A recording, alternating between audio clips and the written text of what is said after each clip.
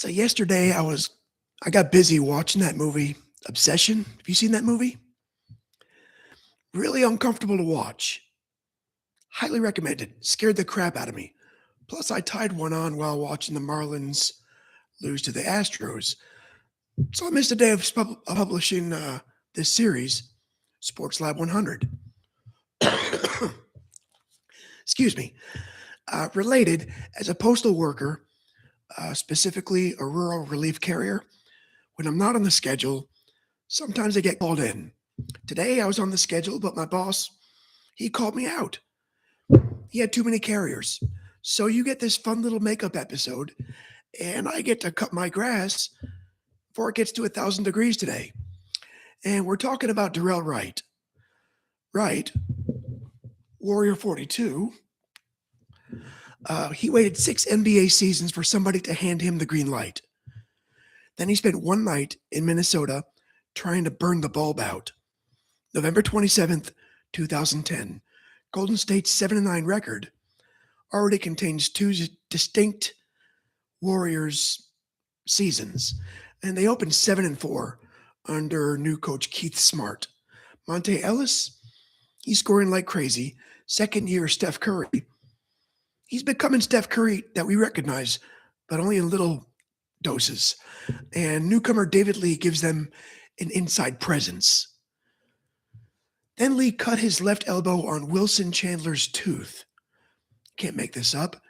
The wound became infected, and Lee needed 2 procedures. Golden State goes 1-7 without him. By Minneapolis, they just lost 5 in a row, and they're on the second night of a back-to-back. Lee's finally back for this game. And Golden State wins 6-2 when he plays. Then they went 1-7 when he doesn't. For 16 games, that's a really loud split. And opponent Minnesota, they're 4-12 under Kurt Rambis. The Wolves, they're the youngest team in the NBA. But they're starting to look dangerous in annoying little doses. Kevin Love already has a 31-point, 31-rebound game. Michael Beasley is getting the freedom that Miami never gave him, and Minnesota just pushed the 13-2 Spurs into overtime after leading by 21. They lost, but the Wolves keep getting close enough to see what winning looks like, then backing away. The Warriors are wondering whether their hot start was fake. One of these two teams is going to get oxygen tonight. Dorell Lawrence Wright is born in Los Angeles on December 2nd, 1985. And I'm still preoccupied. I'm stupid. Don't listen to me. He attends Washington Prep, then Lusinger High School in Lawndale. Afterward, he takes a postgraduate year at South Kent School in Connecticut and wrecks the place. 29.4 points, 14 rebounds, 5 blocks per game. He's 6'9", athletic, and he's skilled enough to handle the ball. Rivals rate him as a 5-star prospect and the number 12 player overall. Wright commits to DePaul, but he doesn't get there. In 2004, when it's still legal to just pick a player straight out of high school, Miami takes him with the 19th overall selection. And Wright was just 18 years old. That matters because Miami isn't just drafting, they're not drafting a finished player. They're drafting a future version of Dorell Wright and hoping they can wait long enough to meet him. Then Shaquille O'Neal arrives and waiting gets complicated. Wright plays 3 games as a rookie and 20 in year 2. He gets a short He gets a short D-League assignment, returns to Miami, and ends his second season as the youngest player on the Heat's first championship team. He owns the ring, but he never got to play in the playoffs. Still, his role got bigger, and he started 34 times in 2007-08. Then he tore the meniscus in his left knee. Surgery, pain and swelling follow. He plays only 6 games the next season, needs another procedure, and spends much of year 6 as a reserve. Still, Miami teaches him how professionals work. He watches Dwayne Wade close the games, but the Heat can't give Wright any room. Across 6 seasons, Wright averages 6.3 points and reaches 20 points only 3 times in 6 years. Then the Heat, they clear the deck for LeBron James and Chris Bosh in 2010. Wright signed a 3-year contract with Golden State worth a little more than $11 million with the Warriors. He said it's time to spread his wings. Smart puts him immediately in the starting lineup. And through 16 games as a Warrior, Wright already has 3 20-point games. That matches his total from 6 years in Miami. He's averaging 14.6, more than twice his old average. And it brings to mind the question, how long should a team wait for a prospect before deciding what he is? And how often is that answer simply, you need to let him play? Okay, for this game, Wright doesn't ease into this one. He hits a 3 on Golden State's very first possession. He hits another one 4 minutes later, then a third before the first quarter is even half over. The Warriors lead 28-26 after 1. And Wright, he's already got 9 points. In the second, Minnesota pounds the glass, while Wright cools off outside. Kevin Love, by halftime, has 15 points and 14 rebounds. The Warriors have 13 rebounds, so Love is out rebounding Golden State by himself. Wright does hit a step back 2 with 29 seconds left, but Love answers with 3 free throws. Minnesota takes a 51-48 lead into the locker room. Then comes the third, and Minnesota keeps making the same mistake. Ellis and Curry beat the first defender. Beasley slides over, leaving Wright alone outside.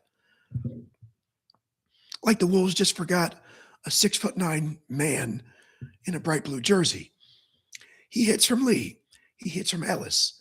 Minnesota briefly takes a 61-60 lead, and Wright answers with another 3.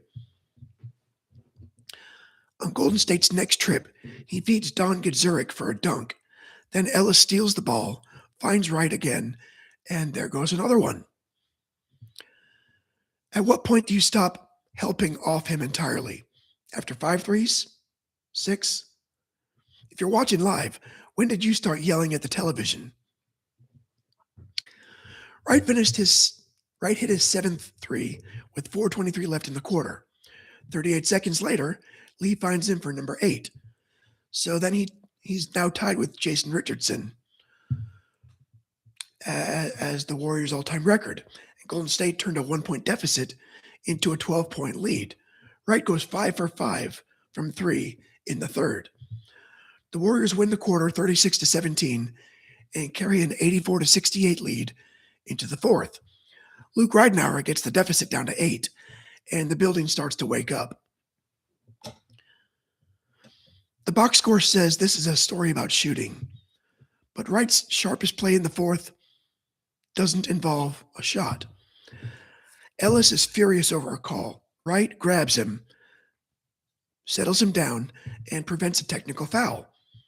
Golden State gets the stop. Lee scores on a putback, and Ellis follows with a jumper. Crisis over. With 3:34 remaining, Gadzuric kicks the ball out to Wright, who buries number 9, breaking Richardson's franchise record. Gives Wright a career-high 30 points and makes it 100-87. The Warriors win 104-94. Wright finishes 10 for 15 overall and 9 of 12 from 3. Ellis plays 48 minutes and produces 26 points, 10 assists, and 7 steals. Curry adds 20. Lee gives Golden State 10 points and 6 rebounds in his return.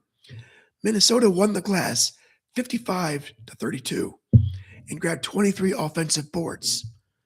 None of it matters because 22 turnovers became 32 Warriors points. Love finishes with 21 and 22. Beasley scores 28. Wright takes the game anyway. And here's one detail that stopped me cold. Timberwolves analyst Jim Peterson called this game 3 days after suffering a heart attack. Now, I don't know the medical specifics. I'm not a doctor, but these days, I respect loving your job. I also think a broadcast can survive one night without you. So, where's the line between dedication and a workplace being way too comfortable accepting that dedication? Wright says Golden State has been 10 times better than he imagined.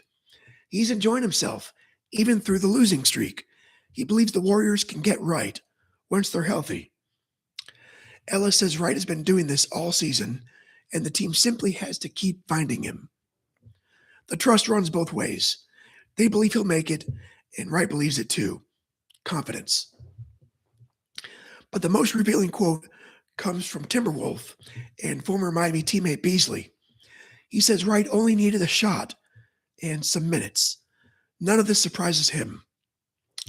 Rambis says his players had a blank look for most of the game. Smart praises Ellis.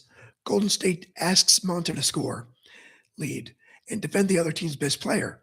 Tonight, he did all three. The coverage catches the scale of Wright's transformation. 4 20-point games in 17 appearances with Golden State, after 3 in 211 with Miami. The old sample measured his opportunity, not his ability. Golden State doesn't turn into a playoff team. They go 28-37 after this and finish 36 and 46, 12th in the West. Still, it's a 10-win improvement over the previous season. Smart, he doesn't get retained, and Mark Jackson takes over the following season. Wright starts all 82 games, averaging 16.4 points, 5.3 rebounds, and 3 helpers. He makes 194 threes, the most in the NBA, and breaks the Warriors' single-season record. He enters a three-point contest and finishes third in the most improved player voting. But here's the stat that sounds invented. Wright scores more points in his 7th NBA season than he scored in his first 6 seasons combined. 6 years of waiting, then 1 year that ruled them all. Minnesota finishes at 17-65. That's the worst record in the NBA. After reaching 17-50 in March, they lost their final 15 games. Rambis gets fired. Love, he's an exception. He averaged 20.2 points and an NBA best 15.2 rebounds. He made his first All-Star team and won Most Improved Player over LaMarcus Aldridge and Wright. Love also strings together 53 straight double-doubles. So does a breakout season feel less real when the team around him is terrible? Or is that just proof that the player broke out? Wright's second Warrior season is shortened by the lockout, and his production dropped to 10.3 points per game. In July 2012, Golden State sent him to Philadelphia in a 3-team deal. He gives the Sixers 1 solid year, then spends 2 seasons as a bench wing in Portland. His NBA market dries up in 2015, so he heads to China. Averages 24.3 points with the Beikong Fly Dragons. Miami brings him home for the 2016 playoffs, and he gets a standing ovation against Charlotte, scoring 8 without missing. So it's a nice little full circle moment. After a Clippers training camp tryout, Wright heads overseas.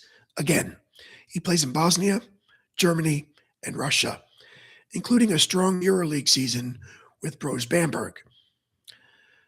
In 2019, he's named the VTB United League Sixth Man of the Year and returns to Ajaccia for one last season and retires in November 2020. His NBA totals settle at 549 games and 4,597 points. Since retiring, Wright's worked in Warriors coverage for NBC Sports Bay Area. He's also built youth and charitable programs, and he serves on South Kent's Board of Trustees. Younger brother DeLon also builds a long NBA career. Not a bad family resume. So Dorell never becomes a star, but he does become something much more interesting than the label that Miami stuck on him. a useful 12-season player, a champion, and for one season, the most prolific three-point shooter in the NBA.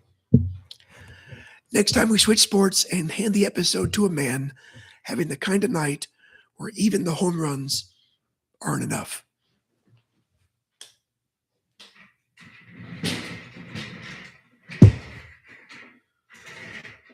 Ugh. That was harder than it had to be, wasn't it? I need to get something digital, don't I? So yeah, remember, this is the bonus episode because I skipped yesterday. So our bonus episode today is going to be Astro 67. Where is he? Josh Reddick. There he is. April 3, 2018. The defending champions receive their World Series rings. Reddick robs Baltimore of a 3-run homer. Then he hits 2 of his own. The second's a grand slam.